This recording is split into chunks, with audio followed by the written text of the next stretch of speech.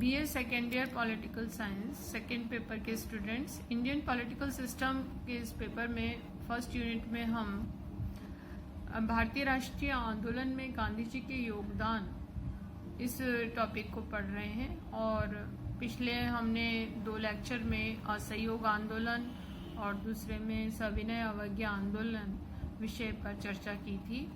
और आज का हमारा जो टॉपिक है वह है गांधी जी के नेतृत्व में हुआ भारत छोड़ो आंदोलन, quit India movement. Quit India movement या भारत छोड़ो आंदोलन की शुरुआत गांधी जी के नेतृत्व में हुई और इसके पीछे विभिन्न कारण रहे। एक तो क्रिप्स मिशन की असफलता इस दौर में रही और ये जो क्रिप्स मिशन के जो प्रस्ताव थे वो अचानक ब्रिटिश गवर्नमेंट ने वापस ले लिए और क्रिप्स को इंग्लैंड की सरकार ने वापस बुला लिया। इससे भारत में निराशापूर्ण वातावरण पैदा हो गया और ये मिशन पूरी तरह से असफल रहा। ऐसी स्थिति में भारत में एक निराशापूर्ण और उत्तेजनापूर्ण वातावरण की शुरुआत हुई और भारतीयों ने इसको एक राजनीतिक धूर्तता नाम दिया। इसका उद्देश्य केवल ये माना गया कि जो युद्ध विश्व युद्ध था उसमें सहयोग के लिए ब्रिटिश की सरकार ने इसको केवल दिखावे के लिए भारतीयों पर लागू करने की कोशिश की थी। इसे एक अनुत्तरदायित्वपूर्ण ब्रिटिश सरकार का कार्य भारतीयों ने माना और इसके क्रिप्स मिशन की असफलता का भारतीयों पर काफ़ी विपरीत प्रभाव पड़ा। तो एक तो ये भी कारण जो था वो उत्तरदायी रहा भारत छोड़ो आंदोलन की पृष्ठभूमि तैयार करने में। दूसरा कारण था बर्मा में भारतीयों के प्रति अमानवीय व्यवहार का होना।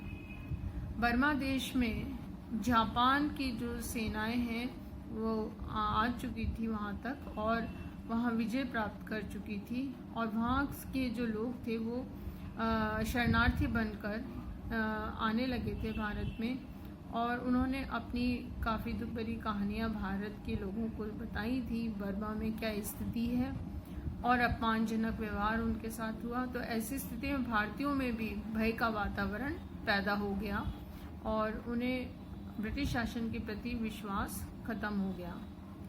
एक कारण पूर्वी बंगाल में भय और आतंक का राज्य था। सरकार ने सैनिक उद्देश्य के लिए किसानों की भूमि पर अपना अधिकार जमाना शुरू कर दिया, सैकड़ों नावों को नष्ट किया और इससे वहाँ के लोग काफ़ी क्षुब्ध थे, परेशान थे और तनाव में थे। एक कारण ये भी रहा कि इस समय भारत की आर्थिक स्थिति बड़ी शोचनीय हो चुकी थी और भारतीयों का ब्रिटिश शासन के प्रति जो विश्वास है वो खत्म हो चुका था। वस्तुओं के दाम बढ़ गए थे और नोटों से विश्वास उठ चुका था। मध्यम वर्ग की स्थिति अत्यंत शोचनीय थी और ये सारे कारण ऐसे थे। उद्योग धंधे जो भारत में लघु कुटीर उद्योग धंधे थे वो चौपट हो चुके थे, रोजगार नहीं था।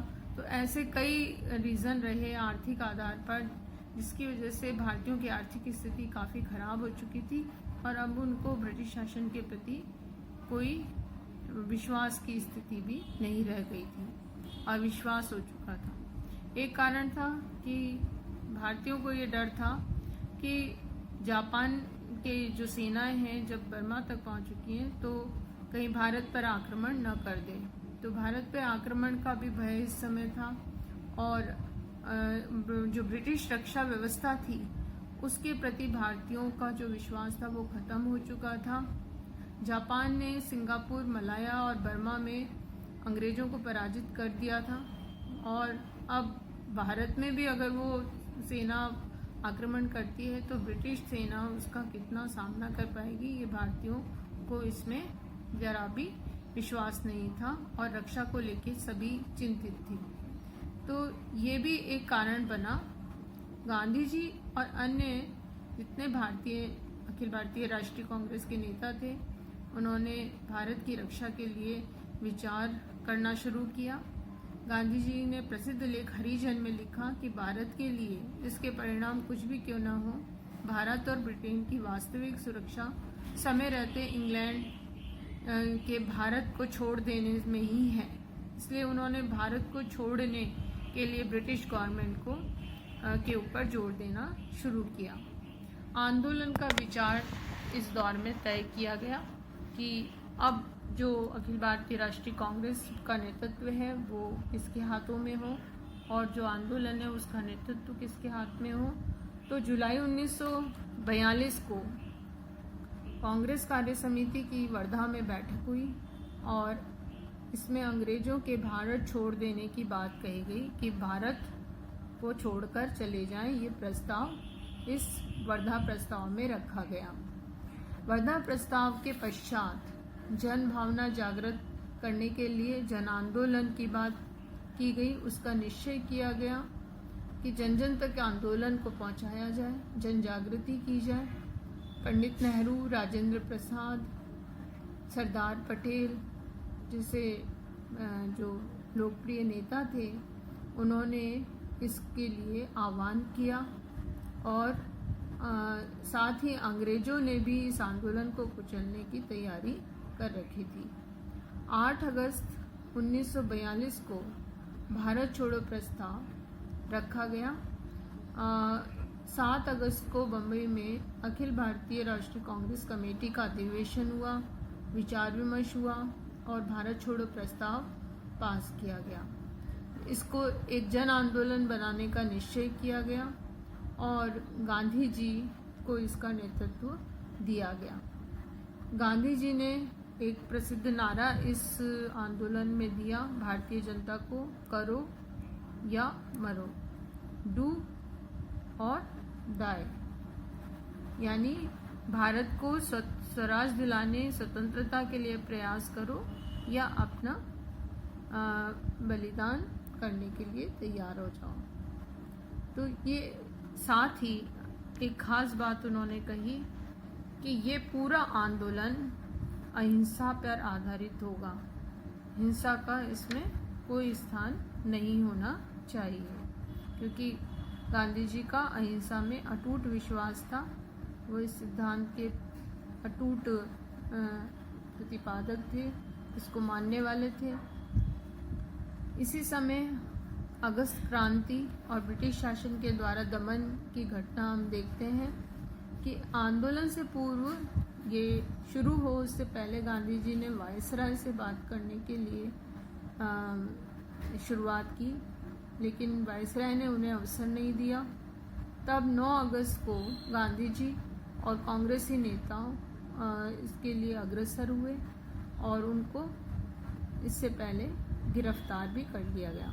गांधी जी और सरोजिनी नायडू को पूना के आगा खामा जो महल जेल था उसमें बंदी बनाया गया।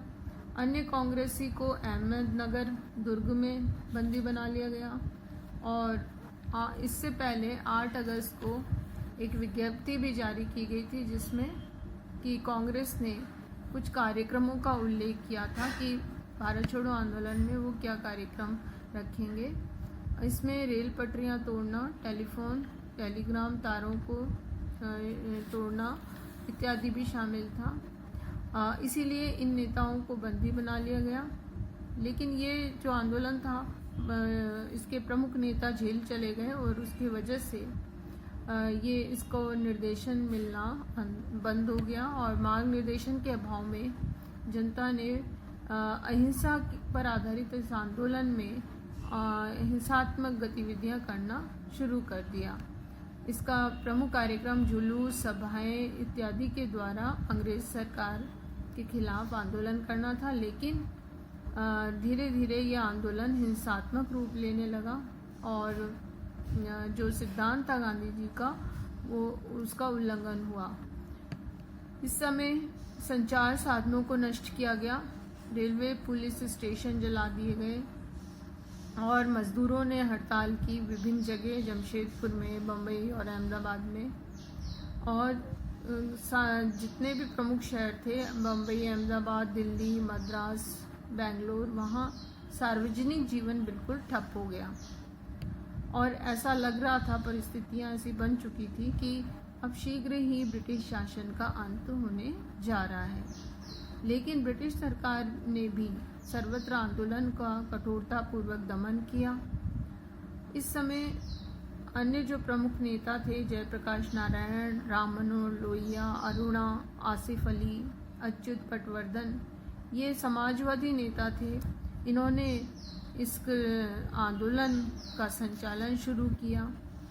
इस भारत छोड़ो आंदोलन की विभिन्न दलों की मिलीजुली प्रतिक्रिया रही।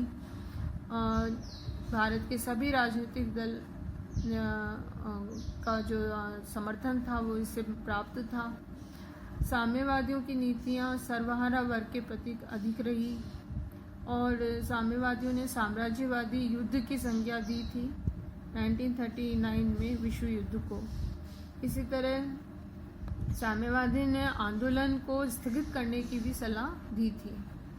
अगर उस समय मुस्लिम लीग के मिस्टर जिन्ना की बात करें तो उन्होंने पाकिस्तान की मांग को इस समय उठाया और आंदोलन का विरोध भी किया। तो दो ऐसे दल थे, साम्यवादी दल और मुस्लिम लीग, जिन्होंने भारत छोड़ो आंदोलन का विरोध किया था। कुछ उदारवादी नेता जैसे तेज बहादुर सप्रू ने इसको वर्धा प्रस्ताव को अविचारित और असामयिक बताया था। और इसी तरह कई अन्य नेता, अम्बेडकर और सावरकर ने भी इसका विरोध किया। तो मिली जुली प्रतिक्रिया थी। अखिल भारतीय राष्ट्रीय आंदोलन के नेतृत्व में, गांधी जी के नेतृत्व में ये आंदोलन संचालित तो हुआ, लेकिन इसमें कुछ जो अन्य दल थे उन्होंने इसको पूर्ण रूप से सही नहीं माना और इस तरह के विभिन्न आधारों पर हम इसको स्पष्ट कर सकते हैं।